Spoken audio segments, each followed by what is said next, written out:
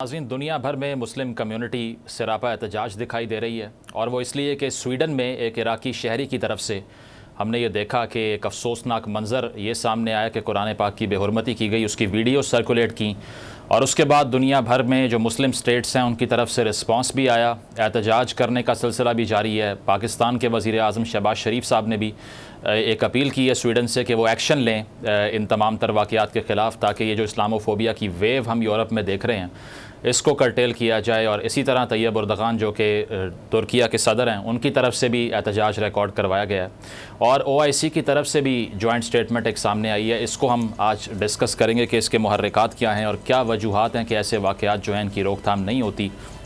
इसके अलावा अगर सियासी सूरत हाल की बात करें तो दुबई पाकिस्तान की पॉलिटिक्स का मरकज़ रहा है पिछले कुछ दिनों। उसकी वजह यह है कि तमाम पाकिस्तान के जो हैवी वेट्स थे सियासत के, जिसमें जरदारी साहब हों, बिलावल भुट्टो साहब हों, मरीम नवाज़ साहिबा हों, पाकिस्तान के वज़ीर आज़म शहबाज शरीफ हों, ये सब दुबई में मौजूद थे। और कहा यह जा रहा है कि मुलाकातों में निगरान वज़ीर आज़म के हवाले से कुछ कमिटमेंट्स जो हैं वो फाइनलाइज़ हो चुकी हैं। इसके अलावा इलेक्शंस के हवाले से भी इसमें डिस्कशंस हुई हैं और साथ साथ जहांगीर तरीन साहब खासे एक्टिव दिखाई दे रहे हैं जब से ये सारी मुलाकातें हुई हैं। उसके बाद से कहा यह जा रहा है कि 30 मज़ीद रहनुमाओं की शिरकत का इम्कान है IPP में, जो कि नई पार्टी उनकी तरफ से बनाई गई है। इसको भी डिस्कस करेंगे। हेल्थ कार्ड का जो मसला है जिस पर एक अबहम बाकी है कि आया उस पर इलाज जारी है या नहीं। हार्ट पेशेंट्स जो हैं वो इस पे शिकायत करते हुए दिखाई दे रहे हैं, लेकिन जो पंजाब की गवर्नमेंट है वो कुछ और कह रही है। लेकिन जो सबसे बड़ी ख़बर रही वो वही है कि इकॉनमी के हवाले से ईद के दूसरे रोज़ यानी कि जुमे के रोज़ गुज़श्ता हफ़्ते एक अच्छी ख़बर जिसको कह सकते हैं वो सामने आई और वो अच्छी ख़बर यही थी कि पाकिस्तान को $3 अरब की जो कमिटमेंट है IMF की तरफ से वो मिली है और एक ऐसी इकॉनमी जो कि वेंटिलेटर पे थी, कुछ ब्रीदिंग स्पेस हमने देखा कि उसके तहत आई है। और इसके फ़ौरन बाद उसका जो रिस्पांस है, इवन दो कि आज बैंकिंग हॉलीडे रही, लेकिन उसके बावजूद हमने ये देखा कि KSE 100 इंडेक्स जो है उसमें तकरीबन 2400 पॉइंट्स का इजाफा आज देखने को मिला, जो कि खासा खुशाइन था। इसको हिस्टोरिक डे भी कुछ लोग कह रहे हैं।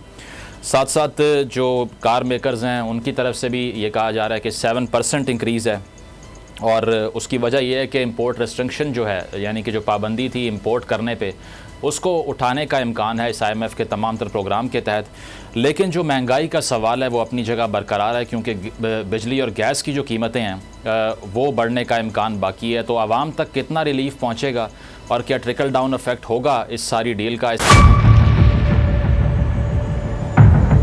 बड़ी ईद की खुशियों में बोल ने दिया अपने अवाम का साथ, अवामी शिकायत पर बोल ने उठाई आवाज।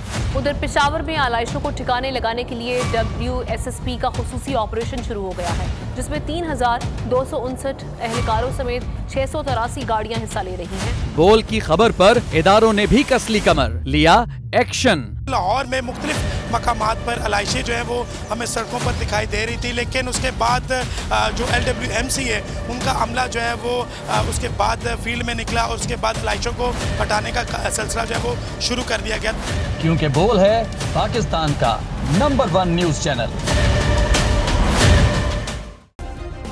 सब्सक्राइब करें और बेल दबाएं ताकि कोई खबर रह न जाए।